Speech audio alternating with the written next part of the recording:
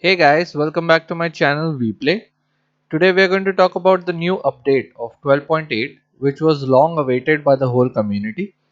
We are going to have a look at all the changes that were introduced in the new update.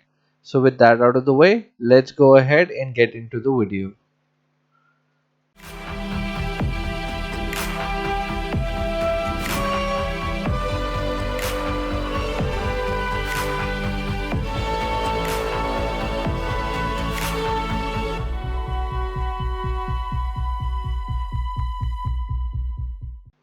So the first thing is where to buy the compass from, and it's from Jaeger.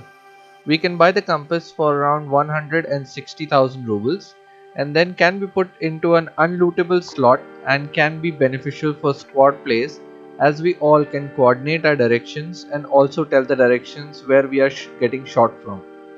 Next, there are two new skills that have been added into the game, which is the hideout management and crafting. The crafting is the speed at which the item in the hideout will be crafted, and the higher the level of the skill, the faster items will be made in the hideout. For the hideout management, it decreases the amount for the fuel and filters used in the hideout, and the higher the skill, the less of it will be used as well. Heavy bleeds have been added to the game, so when you get shot, you can either have a heavy bleed or a normal bleed. If you have a heavy bleed, you can fix it by either using the tourniquet or the syringe that can stop the heavy bleeding, and you can also use the saliva or the grizzly to stop the heavy bleed, but that will take 90 points of the total from the saliva or the grizzly. So keep that in mind before healing. Heavy bleeds do leave a blood trail from the player having a heavy bleed that makes it more interesting to find players who are bleeding. Next, there are two new helmets that are added in the game. The first one is the Calvin Cayman Ballistic Helmet, and this helmet is quite expensive now for around 400k. That has dropped down to around 150k, but that will drop down as the price of the new item in the game. There are new attachments to the helmet as well. There is a new face shield and jaw protection, but it's a level 4 helmet and I don't think it's viable to buy at this point because of the price. The other helmet is a black Alton or the PUBG level 3 helmet, which everybody knows, which has more hit points than the actual Alton but is basically the same helmet. The new armor is the Kraken armor, can be bought from Prapor, and it is a good level 5 armor for just 90k rubles. But when in game the hit points of the armor goes down quickly, that means that the armor can't take much damage, but the repairability of the armor is nice as not much durability is lost on repairs and can be used multiple times. There are three new backpacks in the game. The first one is the F4, which has 40 squares of capacity, but that has been broken down in three different sections like the mechanism or the Paratus backpack. This backpack is available from Ragman for around 76,000 rubles. Next is the F5 backpack, which has 30 container size, same as the Beta 2 backpack. Third one is found in raid only, which is fairly smaller than the previous two backpacks and can be found on scavs all over Tarkov. Next, there is three new guns that have been added to the game, which are the KS-23M shotgun, which is a 23 by 75mm shotgun, and the new ammo of the gun is always out of stock as being new, and in the future that will stabilize as well where the ammo will be available to use. Then there is a new rifle, that is the Caltech RFG 7.61 into 51, and it uses the same M61, M62 and M80 rounds but has a very high recoil punch than the other same caliber guns, so keep that in mind before using. But all in all, a good effective gun to use.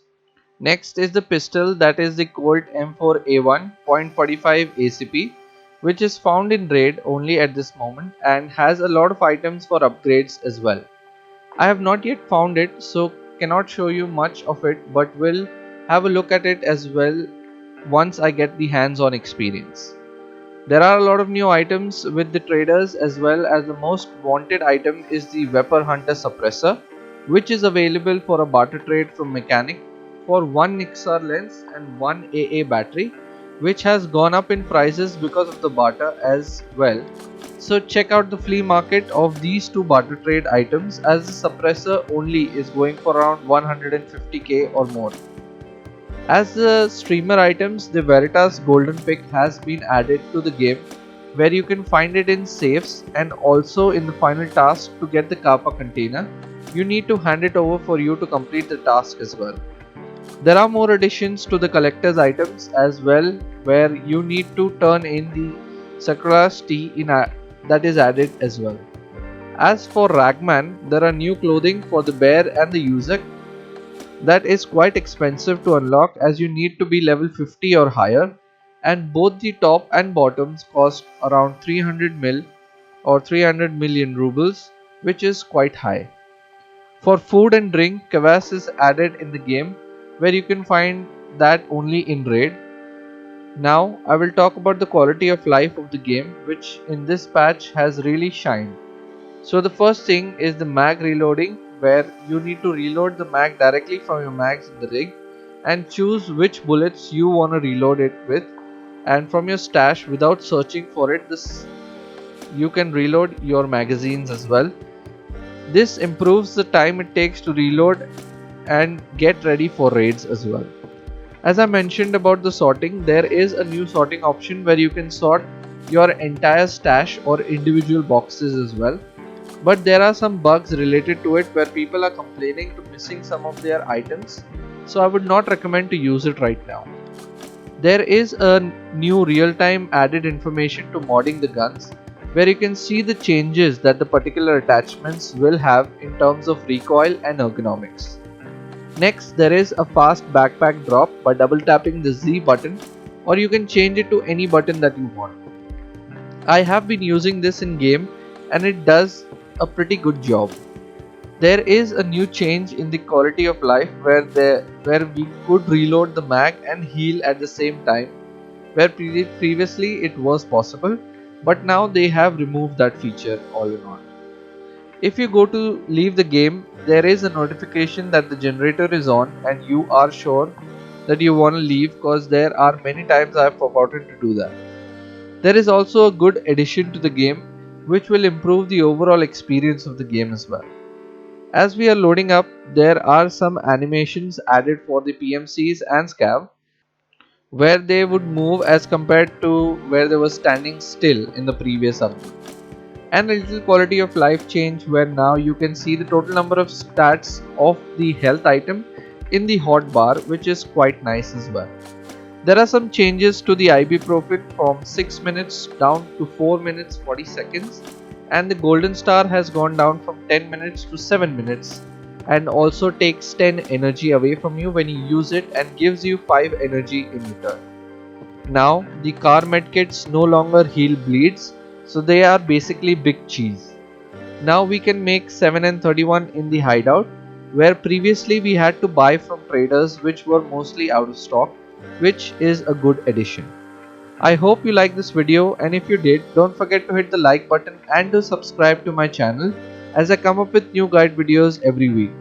If you have any suggestions or corrections about the video, do write them down in the comment section below, and I will see you in the next one.